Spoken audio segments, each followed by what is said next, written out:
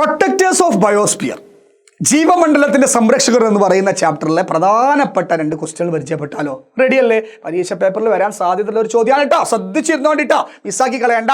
First ചോദ്യത്തിൽ നോക്കാം. വളരെ സിമ്പിൾ. ഞാൻ ഇവിടെ ഒരുപാട് പ്രാവശ്യം പറഞ്ഞിട്ടുണ്ട്, എന്നാലും ഷുവർ ക്വസ്റ്റ്യൻ പറയുമ്പോൾ നിങ്ങൾ ഒന്നും കൂടി ആകാംക്ഷയോട് കൂടി കാണുമെന്ന് വിചാരിച്ചിട്ടാണ്. നോക്ക്, observe the figure and answer the question. നോക്ക്, എന്താ ഈ കാണുന്ന ആളെ പേരെന്താന്ന്? വിച്ച് ഈസ് ദ സെൽ ഓർഗനല്ല, ഈ പറയപ്പെടുന്ന അല്ലേ കോശാംഗത്തിന്റെ പേരെന്താന്ന് മുന്നും നോക്കാതെ പറയാം.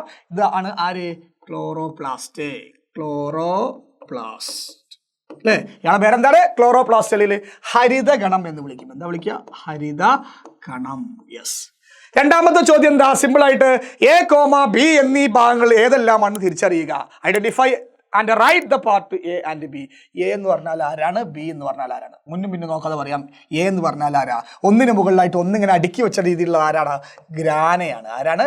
ഗ്രാനയാണ്. ഗ്രാന അല്ലേ? ഗ്രാനയാണ്. പിന്നെ ഈ ഒരു ക്ലോറോപ്ലാസ്റ്റിന്റെ ഉള്ളിലുള്ള ഈ ഒരു ഹരിതഗണത്തിന്റെ ഉള്ളിലുള്ള ദ്രാവക ഭാഗത്തിന് നമ്മൾ വിളിക്കുന്ന പേരാണെന്ത്? എന്ത്? സ്ട്രോമ. ബി എന്ന് പറഞ്ഞാൽ ആരാ? സ്ട്രോമയാണ്. സ്ട്രോമ. ഓക്കെ അല്ലേ? അപ്പോൾ ഈ ഒരു ചോദ്യത്തിന് ഉത്തരം നമുക്ക് 2 മാർക്ക് ഈസി ആയിട്ട് സ്കോർ ചെയ്തു. അടുത്ത ചോദ്യം നോക്ക്.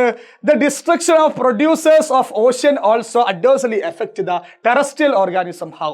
കടലിലെ ഉൽപാദകരുടെ നാശം കരയിലെ ജീവികളെയും പ്രതികൂലമായി ബാധിക്കും. എങ്ങനെ? അതായത് കടലിലുള്ള ഉൽപാദകർ എന്ന് പറഞ്ഞാൽ ആരാ? കടലിലുള്ള പ്രൊഡ്യൂസേഴ്സ് എന്ന് പറഞ്ഞാൽ ഒരുപാട് ആൽഗകളും ഒരുപാട് ജലസസ്യങ്ങളുമാണ്, അക്വാട്ടിക് പ്ലാന്റ്സാണ്. അത് നശിച്ചു കഴിഞ്ഞാൽ അന്തരീക്ഷത്തിൽ എന്താണ്? ഓക്സിജന്റെ അളവ് കുറയുന്നതാണ് പറഞ്ഞത്. അത് കൂടുതലായിട്ട് ബാധിക്കൽ കരയിലുള്ള ജീവജാലങ്ങൾക്കാണ് അല്ലേ? അതെന്താ അങ്ങനെ പറയാനുള്ള കാരണം? അതായത് നമ്മളൊരു വിചാരമുണ്ട്, നമ്മളെ ഈ കരയിലുള്ള സസ്യങ്ങളിൽ നിന്ന് വരുന്ന ഓക്സിജനാണ് നമുക്ക് പ്രധാനമായിട്ട് ശ്വസിക്കാൻ കിട്ടുന്നതെന്നാണ്. അത് തെറ്റിദ്ധാരണയാണ്. കാരണം എന്താ അറിയോ? നമ്മുടെ പ്രപഞ്ചത്തിലുള്ള 70 മുതൽ 80% വരെ ഓക്സിജൻ എവിടുന്നാണ് കിട്ടുന്നത് അറിയോ? കടലിലുള്ള ജലസസ്യങ്ങൾ പുറത്തേക്ക് ഒഴിവാക്കുന്ന ഓക്സിജനാണ്. അതായത് അവരെങ്ങനെ പുറത്തേക്ക് ഒഴിവാക്കുക? അവരുടെ ബോഡിയിൽ പ്രകാശ സംശ്ലേഷണം, ഫോട്ടോസിന്തസിസ് നടക്കുമ്പോൾ പുറത്തേക്ക് ഒഴിവാക്കുന്ന ഓക്സിജനാണ് കേട്ടോ.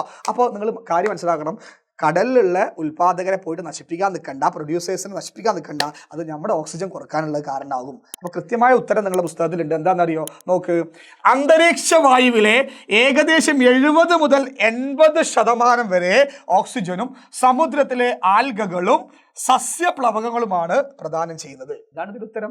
അതായത് നമ്മൾ വിചാരിച്ചിട്ടുണ്ടാവും നമ്മളെ കരയിലുള്ള കുറേ മരങ്ങളും അല്ലേ സസ്യങ്ങളുമാണ് നമുക്ക് കൂടുതൽ ഓക്സിജൻ തരുന്നതെന്ന് ധാരണ. പക്ഷേ 70 മുതൽ 80% വരെ തരുന്നത് ആരാണ്?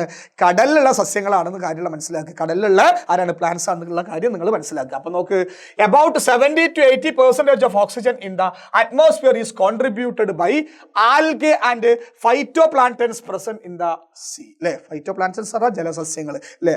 ഇങ്ങനെ ഒഴുകി നടക്കുന്ന സസ്യങ്ങൾ ജലത്തിലുള്ള. അപ്പോൾ ഇതാണ് 70 മുതൽ 80% വരെ ഓക്സിജൻ എന്ത് ചെയ്യുന്നത്? നമുക്ക് പ്രൊഡ്യൂസ് ചെയ്യുന്നത്. അതുകൊണ്ട് കടലിലുള്ള ഓഷ്യൻസിലുള്ള ഉൽപാദകരായിട്ടുള്ള ഈ സസ്യങ്ങളെ അല്ലെങ്കിൽ ഈ പ്ലാന്റ്സിന് എന്ത് ചെയ്യരുത്? പ്രൊഡ്യൂസേഴ്സിന് എന്ത് ചെയ്യരുത്? നശിപ്പിക്കരുത്. ഓക്കെ അല്ലേ? അപ്പോൾ ഈസി ആയിട്ട് നമ്മൾ 2 ടോട്ടൽ 4 മാർക്ക് എന്ത് ചെയ്തു? സ്കോർ ചെയ്തു. കാണാം. ബൈ.